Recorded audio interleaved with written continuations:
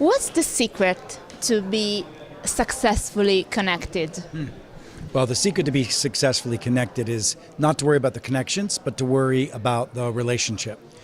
The critical thing that we all have to awaken to is that this era where everybody has too much to do, everybody is too connected to too many fake friends, it's about authenticity that is going to lead and break through. But also to get people's attention, it's about generosity. It's about leading with service. It's about making individuals recognize that you are there to help to, and I created a new word for it, to co-elevate, to go higher together. A relationship with you is a relationship where both of you go higher together. Okay. How can we learn how to use the social network for the business? Well, that's an interesting question. I mean, the social network provides an extraordinary reach where any individual can develop a brand with a group of followers. And I still believe that any relationship, whether it's a digital relationship or a physical relationship, still needs to lead with generosity. It's about leading with being of service. You've got to bust your back end to develop a brand that people consider generous and valuable. And then when you present yourself, you need to present yourself in a way that's authentic, that's real.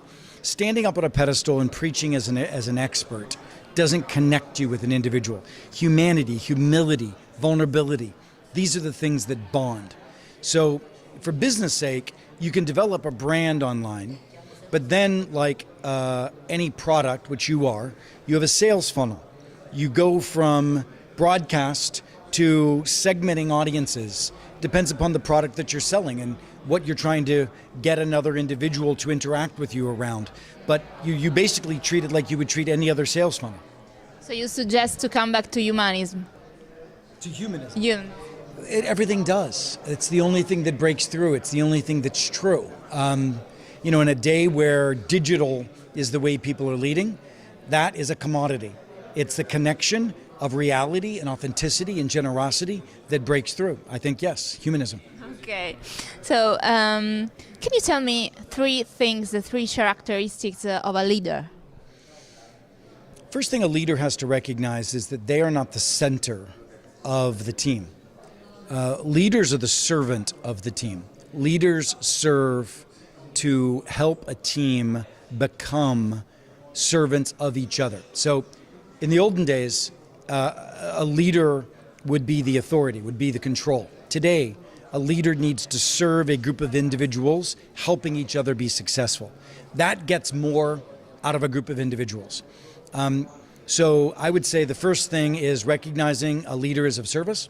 The second thing is a leader needs to be humble. No leaders are perfect. No leaders can stand the test of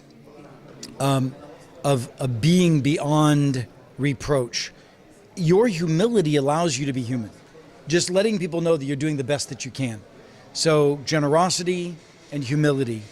And then I think the other thing is actually candor and courage, meaning a leader has to recognize that the people around him or her, they can't withhold the truth. They've got to tell the truth. Even when the truth's not easy, you've got to have candor, truthfulness, transparency. And a leader that creates that permission is a much better leader.